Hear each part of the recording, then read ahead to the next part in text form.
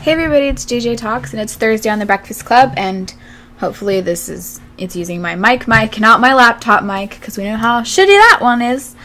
Wow, a lot of stuff has been going on in the Breakfast Club for the past week. There's been a lot of intense and interesting conversation about politics and about YouTube, and I didn't really know where to go. I kind of want to talk about YouTube for a minute and like what YouTube owes us as creators, and not necessarily technically, but you know, do they owe us anything, and you know what's with their news system and stuff. And Wayne came back and he briefly talked about how he made the cut with his channel and being a partner with YouTube. I haven't even checked mine to see if I'm assuming I'm still a partner with YouTube, but I don't know if you guys know this, but I'm 99% sure that if you are already a partner with YouTube, the standards are monetized. The standards are much lower to maintain that monetization than they are to get it in the first place. So people who are making new channels are going to have a much more difficult time getting that than people who already have channels. And so I don't think it's fair to say that no one's trying because your channel happens to be monetized and you're not trying. Because that's not necessarily the case, because you've had your channel for a long time, and I think that is taken into consideration when they make that decision. I don't think it's fair, and it doesn't make much sense to me. Well, when you talk, so I had a Tumblr for a long time. I still have it. I don't really use it, besides just when I'm bored. But I had a Tumblr that has about 110,000 followers, and I had that all when I was a teenager, and we would, us on Tumblr, people who had a lot of followers, we would put AdSense ads on our Tumblr blogs, and the standard to get that was much harder than on YouTube, so it does make sense to me that it is difficult to get monetized, because, AdSense wants to see that you're worth those advertisements, or that they're even going to make anything off of that, which makes sense. And to me, another thing that kind of makes it's you're not going to make any money off YouTube ads ever. Even if you are below that cut line, the money that you would be making regardless is just so negligible that it doesn't even matter. Now, to be fair, you could have a low follower count and not be monetized and make a video that goes viral and make no money off of it because you're not monetized, which isn't fair, and I can totally understand that, and I feel like there should be some kind of, not loophole, but something that kind of alleviates that issue. But I don't know. For me at this point, the idea of making money off YouTube used to sound like, wow, that's kind of ideal. Not necessarily live off YouTube, but make enough to, at least break even with, I have a whole, that orange box back there is, got lighting equipment, LED lights and stuff that I used to use for my videos or use for my videos. And I've got tripods I spent so much money on, and memory cards and my mics, and it'd be nice to at least break even, but that's just not necessarily the case. My Nicole Arbor video, I have a video where I'm parodying this other woman, and it got a lot of views. It got 250,000 views, and I made a couple $100 off that, maybe. So unless you're making those kinds of videos that are getting that 250,000 views every single day, it's almost negligible, the money that you would be making. And so this is why I tell people, if they're interested in YouTube, for their business or for their personal self, whatever, I always say do not go into it to make money, because you won't.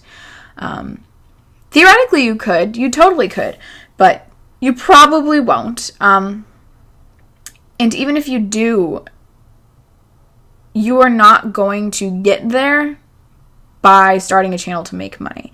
The most popular YouTube channels, let's think Jenna Marbles, Zoella, did not start because they wanted to make money off YouTube. They started making goofy videos that they thought were funny, or they thought they were important and entertained them, and their channels grew.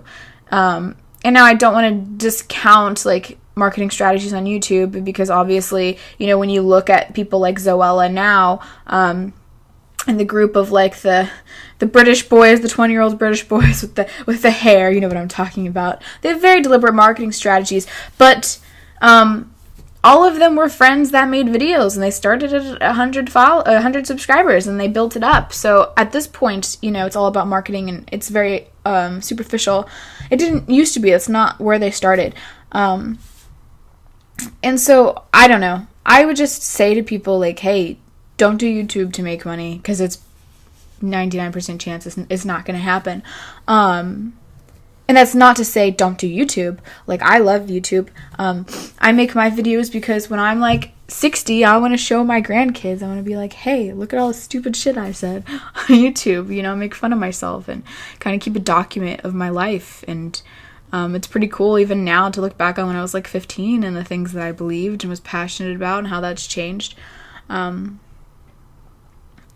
But I wouldn't, and I do think YouTube definitely has, the issue with me is, like, YouTube has a monopoly on this video platforming, basically.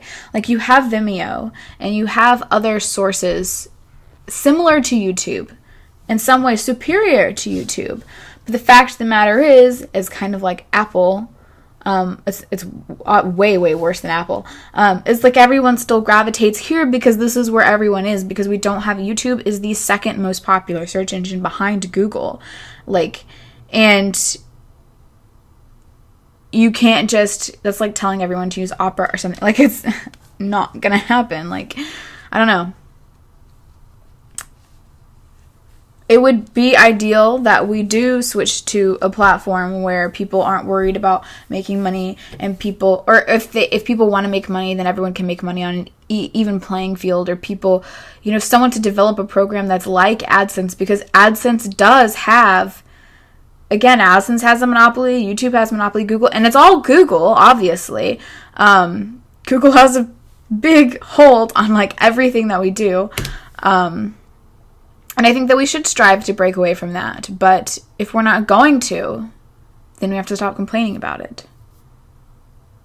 So, like, if this is something that you care about, then, like, let's work to change it. Like, let's work to make it different. Let's work to, I don't know, move us to a new platform, maybe, where everyone can get monetized if they want to get monetized. You know, support small advertising online.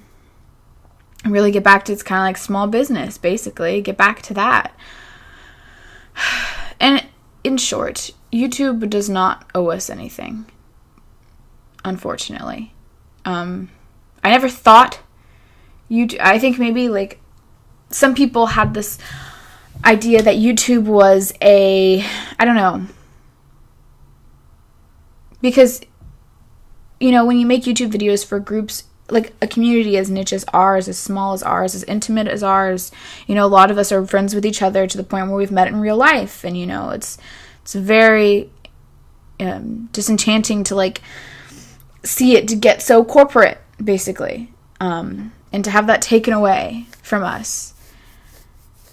But it's not going to change here. And so if we want it to be different, or like it used to be, then we need to go elsewhere. And that's my solution to this problem. Google is never going to be like, how can we help the little guy? They're just not. They don't care. That doesn't make them money. And they can put on a front like they care, but they don't. That was a long ramble. But that's just some thoughts about YouTube. YouTube. Interesting. It's very difficult.